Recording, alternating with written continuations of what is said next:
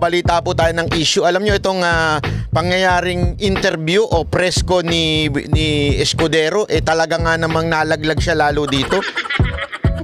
Kahit sobrang gusto niyang ilusot na hindi totoo yung pinirmahan na blanco, naku po, lalo siyang nalaglag. Pag-uusapan natin yan. Ano na ho ba nangyayari dyan sa budget na yan? Eto. Bago yan, pag-usapan muna natin ng isa pang komento mula sa Nino ho. Hindi ho ito sa mga kampo ng mga Duterte, hindi po ito sa kampo ng mga Dilaw, ito po yung ibang kampo. Okay, mamaya papaliwanag ko sa inyo kung bakit napaka-importante nito. Okay? Eto po, pasok. Eto na. Intriga kami ni Patpi. Sabi namin, bakit yung BICAM report na yan na linalabas? Yung I think, Ako din, madam, na intriga. Talay. 10 pages. Na may mga items na blanco yung amount. Oo, naku po. Pero pirmado, how can it be possible to affix your signature Kung may on pages na blanco yung alokasyon kung magkano? Nako, ayan na. Yun ang unang-unang anomalya o controversy. Kasi pag pumirma ka ng BICAM report, kasi alam niyo yung BICAM report, subject to ratification, hindi pa final document yun. Correct. Ayan, malinaw ho kasi alam mo dyan nila piniplay words actually ng mga nagpapalusot. Okay? Hindi pa naman final yung sinasabing blanco. Ibig sabihin ho, tama uli yung paliwanag po natin nung nakaraan, mapapanood nyo sa ating video, na hindi naman po yan na yung sinasabi na pinirmahan ni Marcos.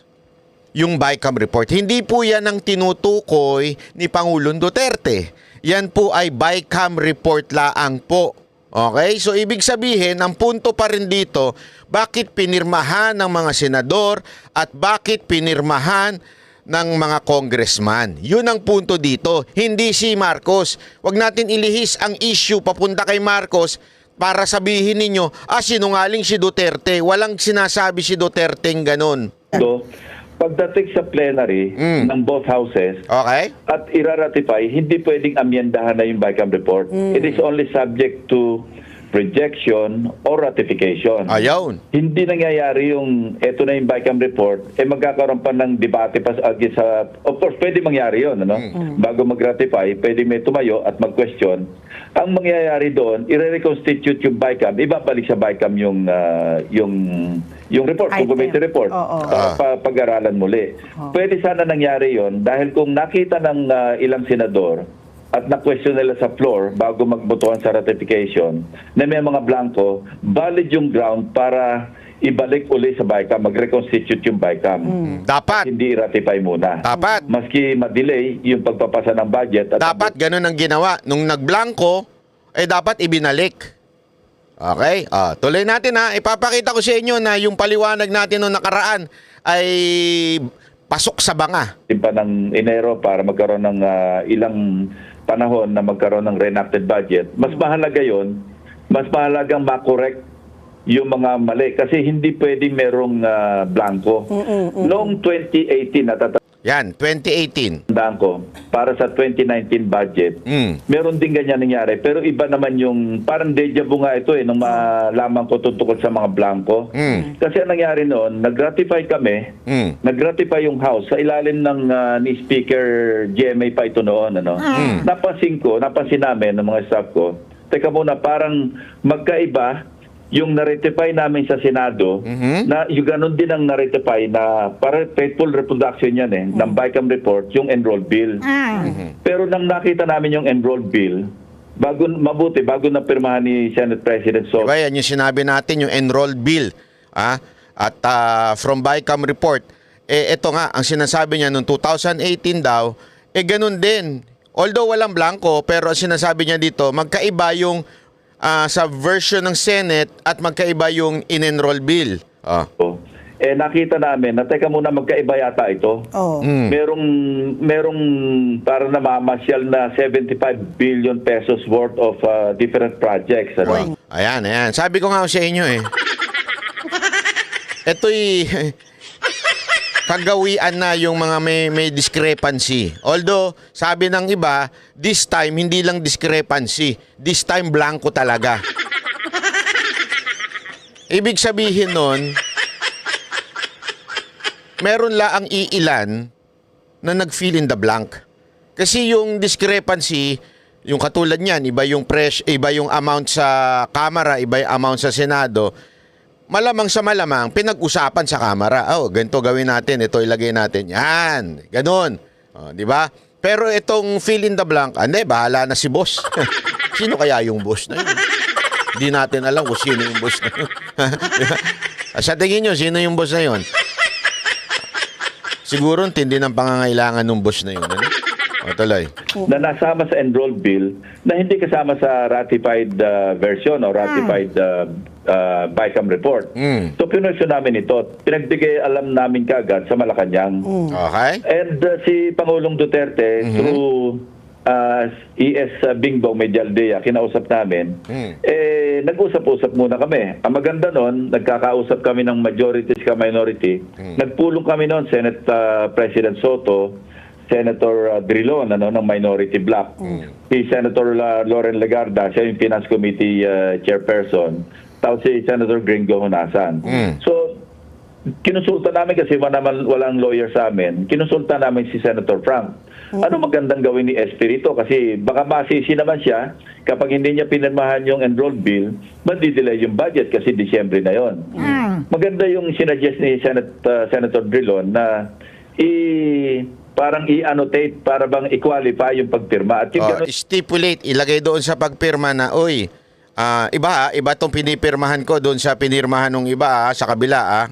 Ang ginawa ni Senate President Tito Sen, na sinasabi niya doon sa pinirma niya, ang pinipirmahan ko lamang yung nakapaloob doon sa aming niratify na BICAM report.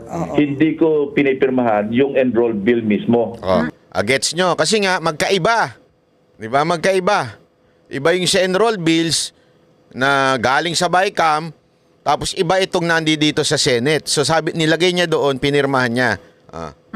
Parang kinwalify niya. So anong nangyari, masusing tiningnan uli ng Malacanang noon at nakakita pa sila ng additional pa mga 20 billion. Tiningnan daw na Malacanang doon.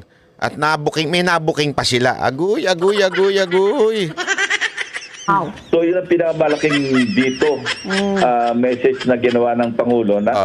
Ano ginawa ng Pangulo? Sige nga.